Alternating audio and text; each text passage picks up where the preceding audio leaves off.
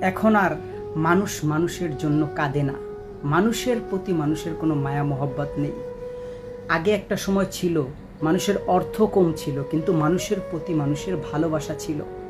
দেখবেন তাদের হয়তোবা আপনার জীবনযাপন খুবই সাধারণ ছিল, কিন্তু মানুষগুলো খুব ভালো ছিল, মানসিকতা থেকে সব দিক থেকে। একজনের কষ্টে আর একজন কাঁদত, আর এখন মানুষ একজনের কষ্টে আর একজন হাসে, একজন মানুষ আর একজনকে কষ্ট দিয়ে আরও হাসে। সমাজে এখনও ভালো মানুষ আছে, কিন্তু এই ভালো মানুষগুলোকে খারাপ মানুষেরা, তারা যত ভালো থাকতে চায়, তারা যতই ভালো ব্যবহার করুক না কেন, ভালো কিছু করুক না কেন, তাদেরকে কষ্ট দিয়ে আঘাত দিয়ে প্রতিনিয়ত। কিন্তু তবে একটা কথা মনে রাখবেন, হয়তো বা আপনি ভাবতেছেন যে কিছুই না, কিন্তু সৃষ্টিকর্তা কিন্তু আপনাকে ছাড়বে না, কখনোই ছাড়বে না।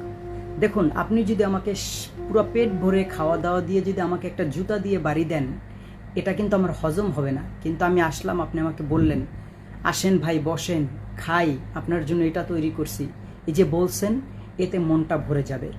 মনে রাখবেন, কখনো মানুষকে আপনি যতই খাওয়ান না কেন, খাইয়ে কখনো মানুষকে আপনি স্যাটিসফাইড করতে পারবেন না, কিন্তু আপনার ব্যবহার, আপনার ভালোবাসা, এটা দিয়ে মানুষকে আপনি স্যাটিসফাইড করতে পারবেন। মানুষ হইলে মানুষের মতন হওয়া দরকার। মানুষের চরিত্র যদি মানুষ